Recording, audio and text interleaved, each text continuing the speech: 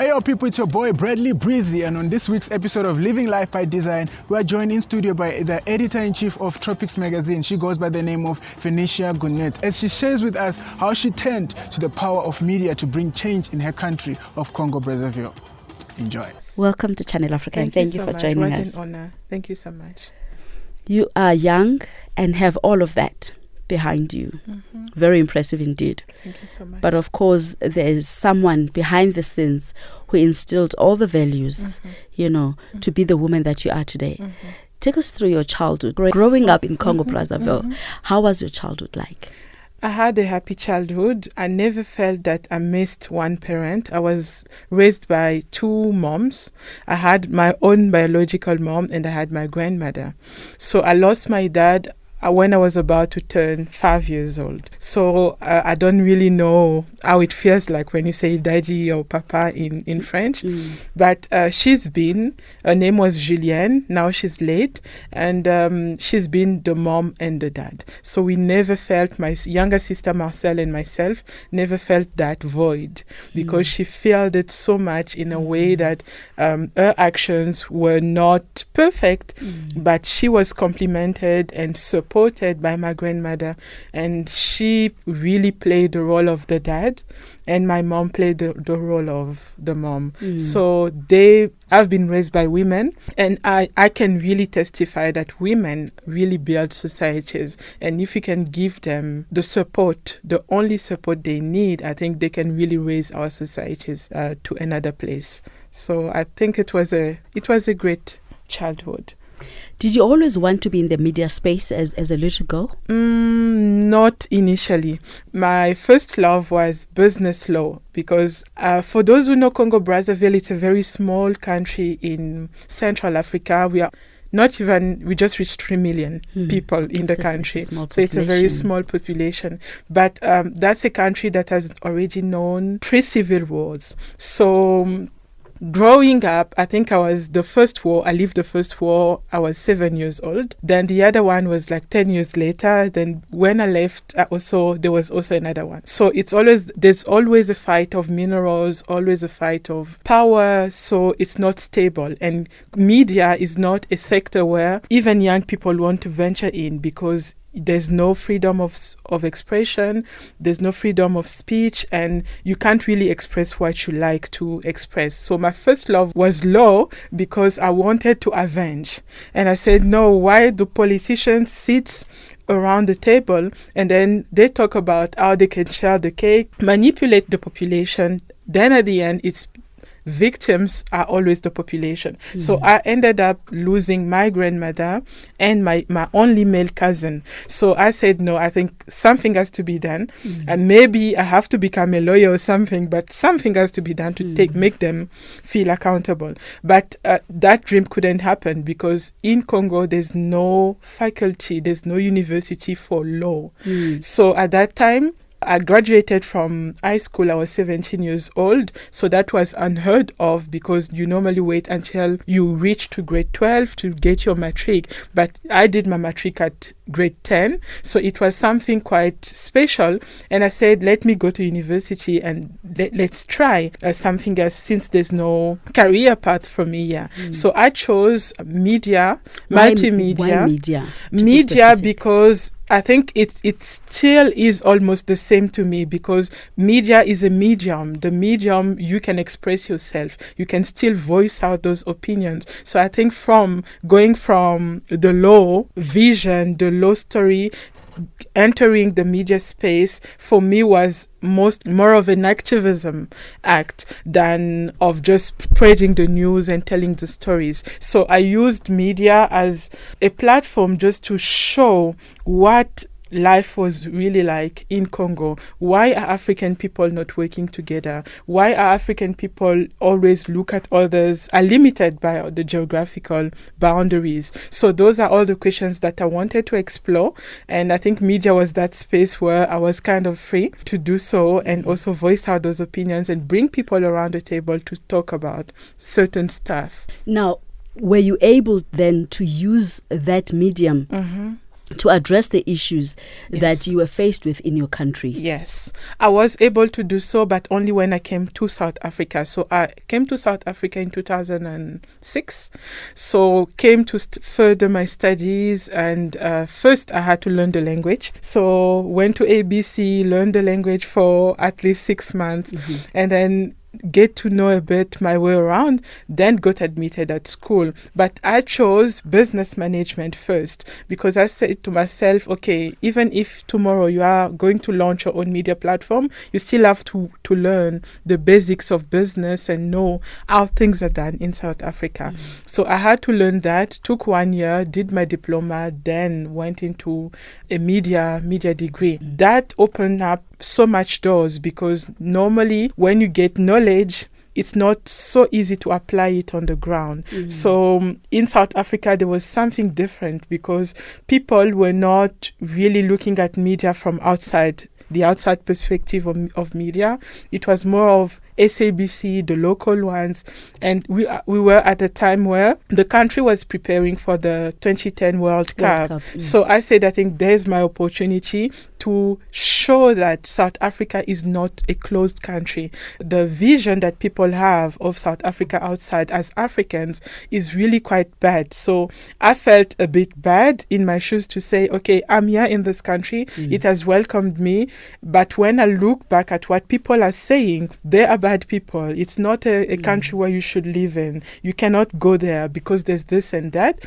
I said I think I should use my voice and maybe position this media to become the voice of what South Africa media is not portraying, so that I can show now what people are not seeing on SABC from outside. Then I can also speak in their language so that they understand that she's like us. She comes from our country. She knows the way around Africa, but this is another perspective of South Africa. So I used the media, Tropics magazine, as the advocate for South Africa before 2 years before the World Cup. So I started with a blog, channeled stories, told them about tourism, the different cultures, and why South Africa was a powerhouse in terms of economy. So I took all the positive stories, channeled them into a blog, then which becomes a media Now, platform. going back home, Yes. Congo Brazzaville, Yes. you wanted to use media to address the political situation Yes. back home. Yes. Did you then realize that the political landscape was not conducive enough for you to do that,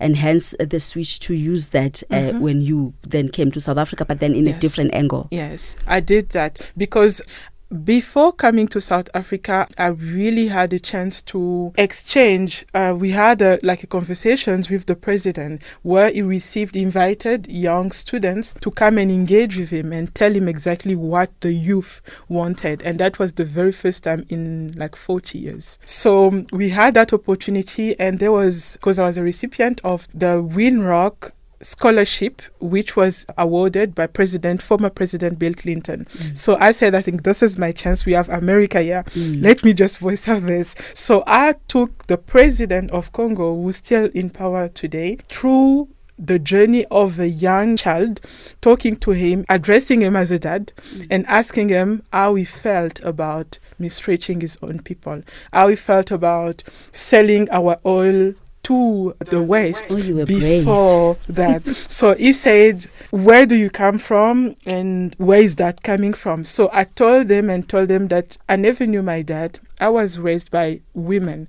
So my biggest dream was for my grandmom to see where I came, what was my journey, because that was a investment in my education as well. So losing her because of a civil war that she did not even take a part on, but she became a victim of that. My only male cousin also died because of that. How do you feel as a father of the nation to be in those shoes, even though it's not you, maybe it's you, but how do you feel then? How do you unite your people and make them understand that the war is not war? So since that day, there's no longer, I've not seen or heard of a civil war. So from that conversation, yes, there was transformation that came about. Absolutely. That is so powerful. Absolutely. We'll talk more about that Thank after you. the break. Thank you. Hello, this is Tshofatso August Bodiga Powers, and you're watching Living Life by Design with Amanda Matshaka. Welcome back to Life by Design right here on Channel Africa with me, Amanda Matshaka. Today in studio we have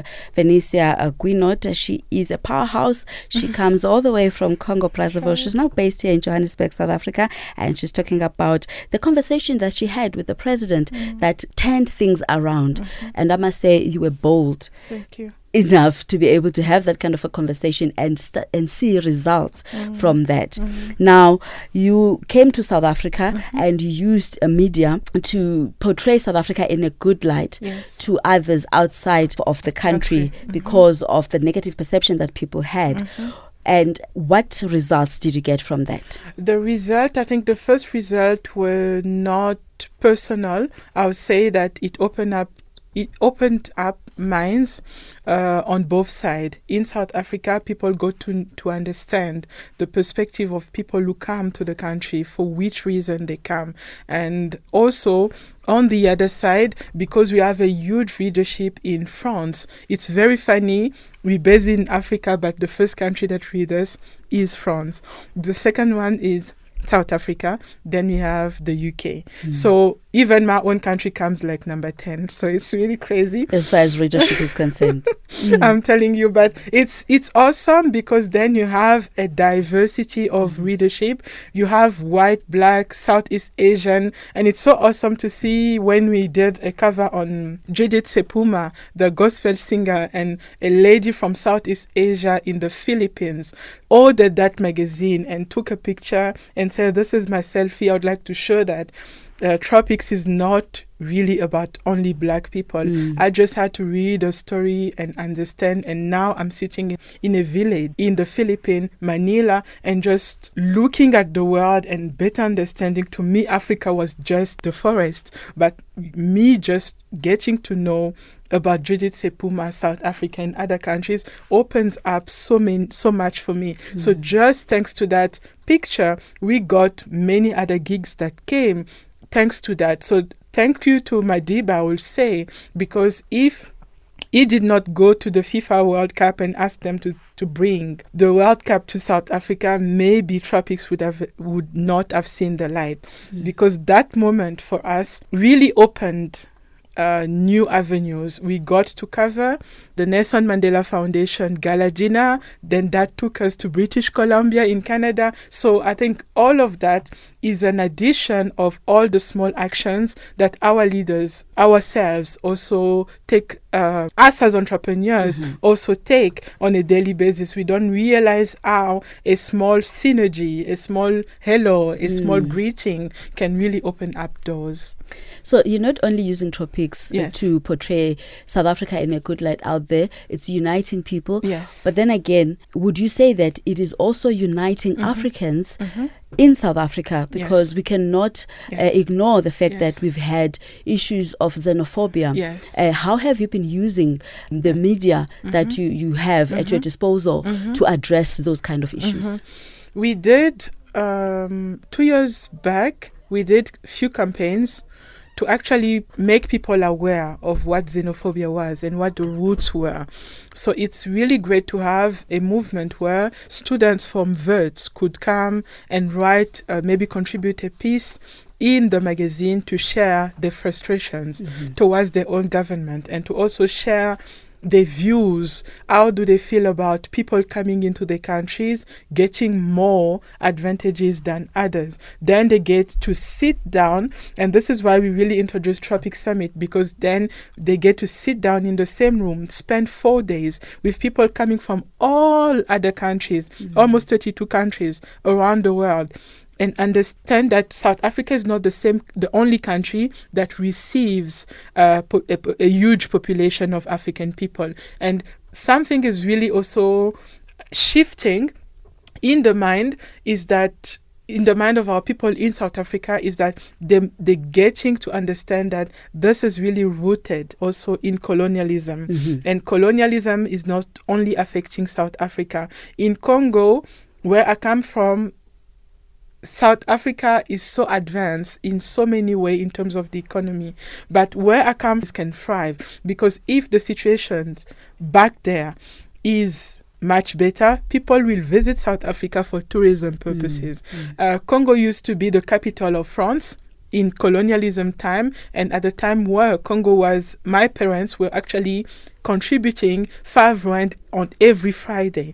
When they went to school, there was a basket in front of the school, put 5 rand in a basket, and that money was sent to the ANC to support the South African economy during apartheid. So all of this, not many people know about all these stories. And if you speak to every other African country, other African people who speak French or English, they will tell you a similar story. So it's not, we shouldn't look at, as Africans, we shouldn't look at ourselves as, I'm South African. We should say, I'm African. We are one. All African. So once we find that Ubuntu element, then I think we'll get common ground. We can be able to become, trying to live and finding new avenues. It's like, no one wants to leave because they came to South Africa during your conference. They got contacts. Now they want to develop their own startups at home. So now they just want to go out. If they're attending a conference or if they're attending something, then it's a necessity for them to travel. But no one is really willing to migrate. And thank God, Congo is not really a country, one of those countries where you have most of the migrants who are dying in the Red Sea. But today, how do we stop that? There's a huge migration movement that not many African countries are addressing. It's not really affecting South Africa, but it's affecting most of the sub-Saharan countries. How do we then take our government accountable? So every time that someone dies, they should feel ashamed because that's a lost life on them. So how do we use this movement and just counter this effect so that now we use the entrepreneurship movement, the media platforms that we've got to conscientize the youth and teach them that you don't necessarily have to leave. You have to live with your means. You can also build a life where you are. Exactly. It's not always green on the other side. So people have to, I think it's access to information. We need really to go on full force so that we don't stop and keep on educating the youth on important matters that affect their lives. It's quite refreshing to learn that these kind of summits do bring about real tangible change. They're not just talk shops, they are transforming and changing lives. And I guess that's one of the reasons why you are appointed to the board of directors the Global Youth Summit and SDGs and Assembly as head of new partnerships. That's a huge one, isn't it? It's a very huge one. It takes someone like you who thinks the way that you do to change things and actually find themselves being part of something so big. But we'll talk about that right after this. Okay, thank you. Hello, my name is Solomon Izanga Shams and you're watching Life by Design. Welcome back to Life by Design right here on Channel Africa, the African Perspective. My name is Amanda Matshaka, and today in studio we are joined by Venicia Guinot. She is the founding partner of the Tropics groups of companies, and under that they're publishing Tropics magazine. And before we went for a break, I did mention that she's recently been appointed to board of directors at the Global Youth Summit on SDGs and Assembly as head of new partnerships. Quite an achievement indeed, and she did say that she's very honored to have been given that. And on the line right now, we have a surprise guest. We are joined by Ambassador Kwame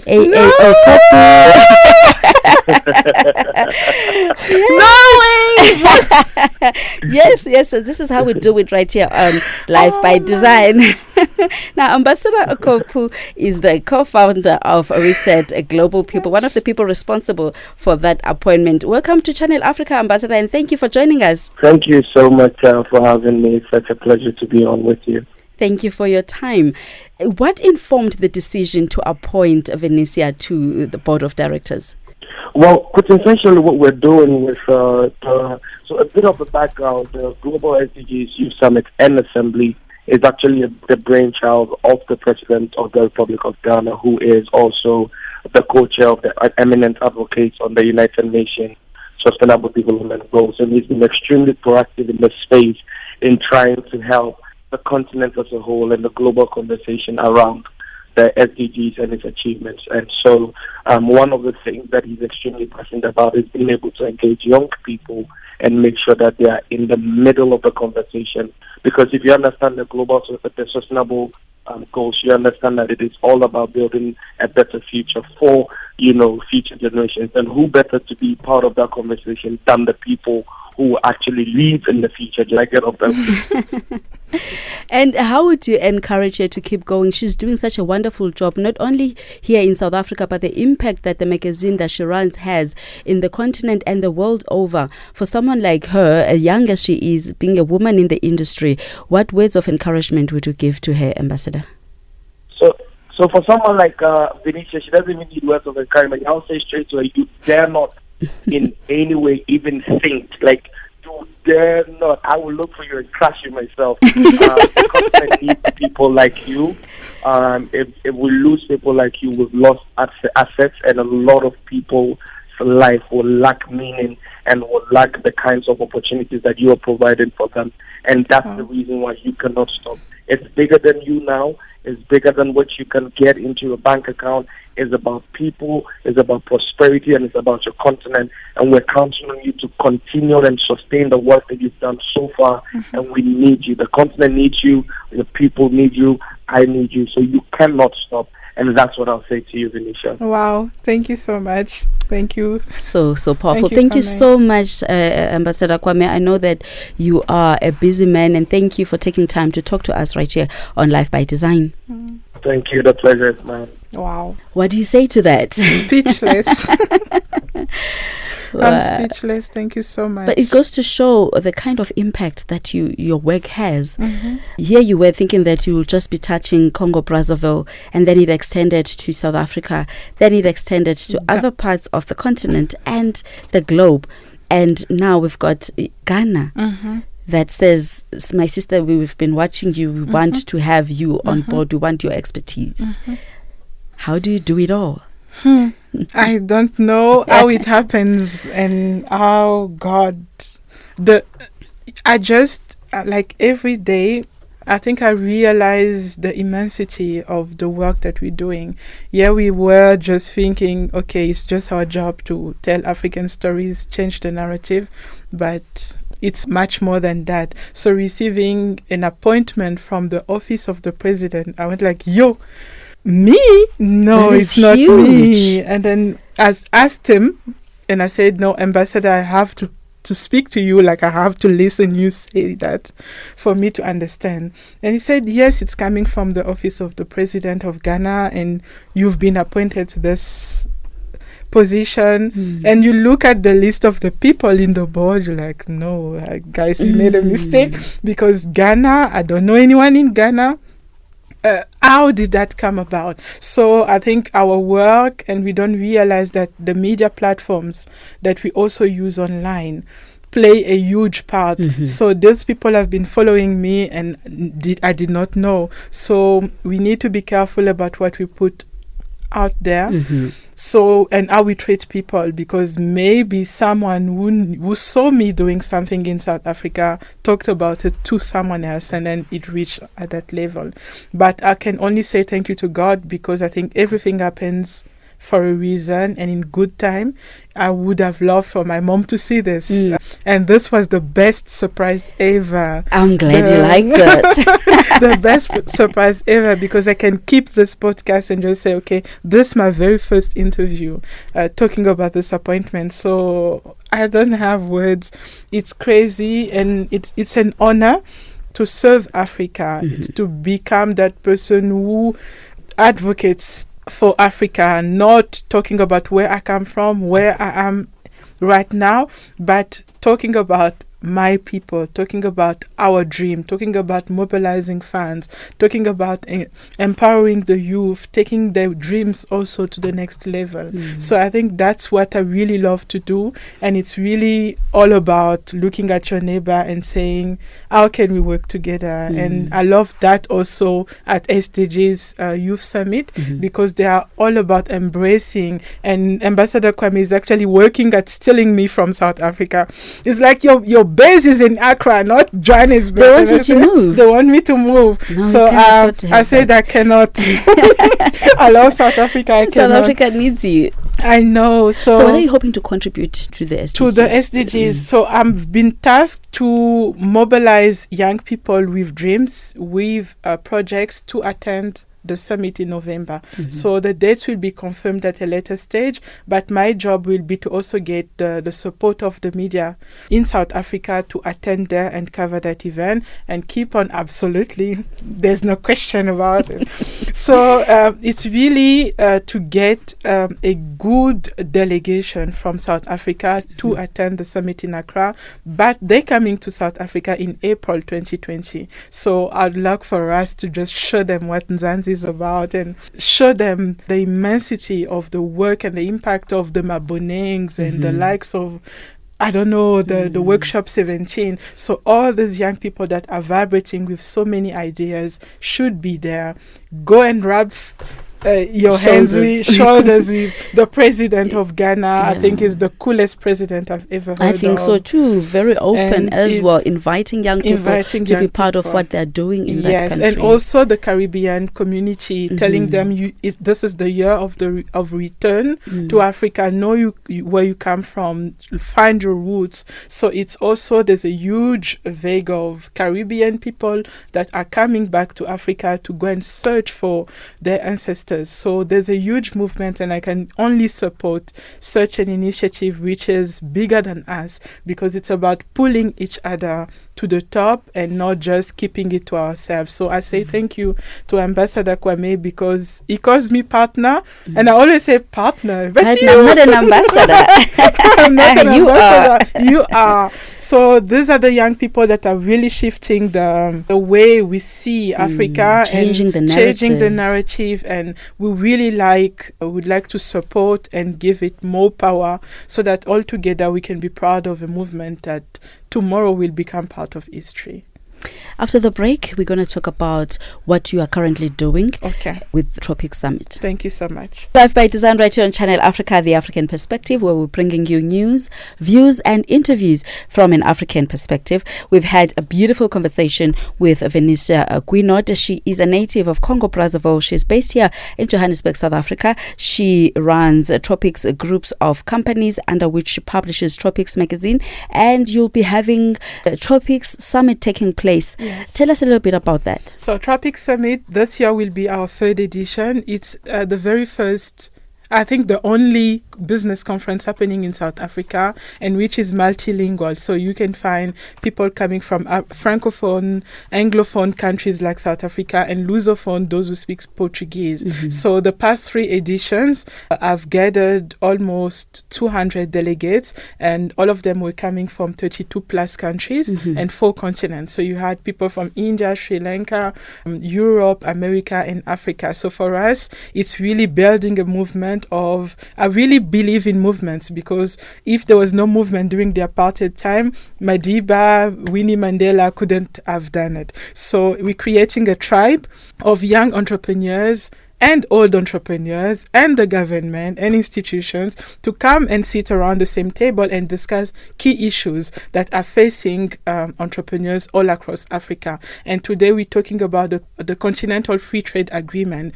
How do we then take the baton from our leaders and then run with it? So these young people have to understand what it means, how is after this agreement going to affect lives of African people, and how is it going to unite us? So all those questions will be discussed at the summit, and we really are rooting for all the investors to come on board. Right now we have investors from the USA, London, we have one from Senegal, we have one from South Africa, and one for Netherlands. So we're looking and calling for all the investors listening to us to come and support, sit in the room, just look at those pitches, look at those entrepreneurs who are buzzing with ideas.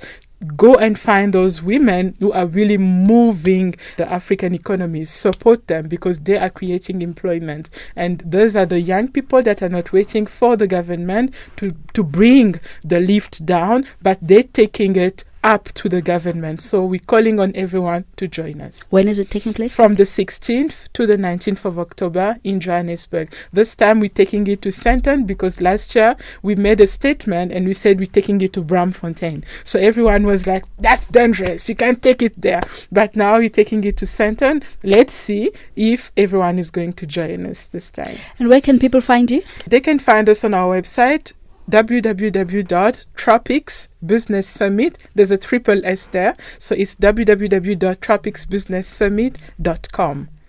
Thank you so much for joining us. Thank you so much. It's been quite an inspirational story.